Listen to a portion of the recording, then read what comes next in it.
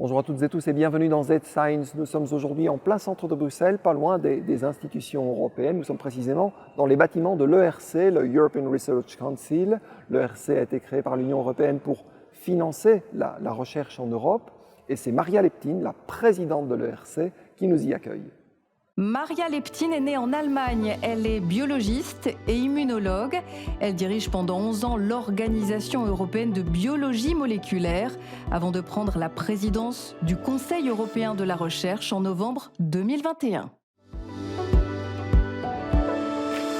Hello, Maria Leptin. Thank you for welcoming us here in the Holly of Hollies of European Research. You are the president of the ERC. Am I right if I say that the ERC is, in a way, the European FNRS? That's a nice thought, and I think I would like to agree. In fact, I'm very happy that there are national agencies with whom we share our aims of funding top-level, fundamental, basic research at the highest level and with the highest excellence. So yes, happy to see it that way. ERC was founded in 2007. It means 12,000 research projects, 10,000 researchers. It's very impressive. And it's here that everything happens. The research doesn't here, but the selection does not happen here. It happens throughout Europe, but the selection happens here. Okay. Yes, in fact, only today, there's some 200 international researchers here who are looking at proposals and who will be making the selections.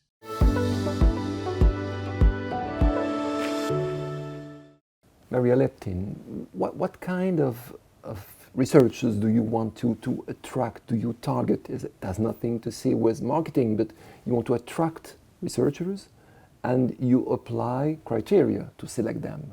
Yes. Could you explain that? What we want to attract are the best and the brightest, but most importantly, the most original and creative. So we want to fund those people who are likely to make big discoveries, who make breakthroughs, who really research at the very forefront, at the frontier of their research. Young researchers, older researchers?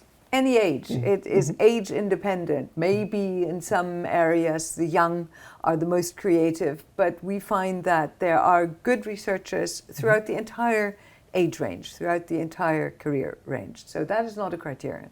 Nor is nationality a criterion. Really, the only thing is you're here and you have a really good idea. And do you have money enough to achieve your goals? I mean, we are in the framework of threats. We have to face a lot of threats, and the need for more technology innovation and a more autonomous Europe, if I may say so. Yes. Yes, well, of course, if you ask anybody, do you have enough money, most people will say no. But we actually have evidence that if we had twice as much money, we could do twice as much good.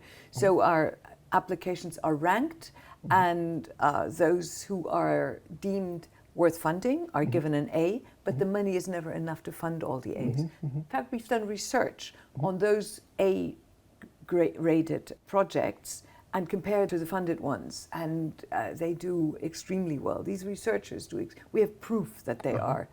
If they were funded, they would use the money wisely.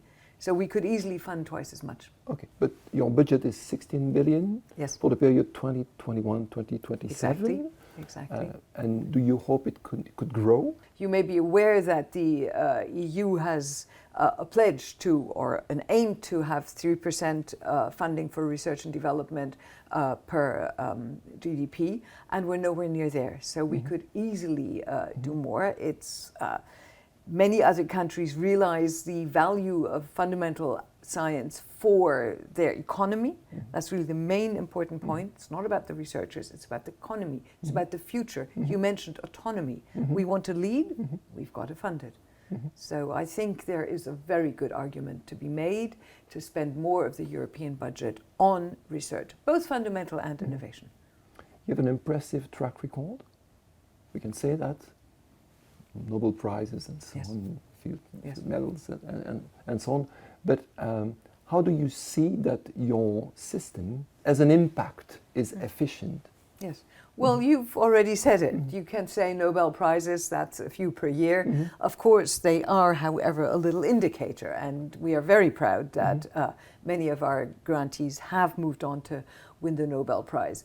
However, there are also other absolutely clear metrics. These startups, hundreds of startups that arise from these projects, many patents, and even those who don't go for patents themselves, their work is cited in other people's patents. So people who take and make innovation use these findings much more frequently than the general. So we're massively overrepresented in patent applications in innovation.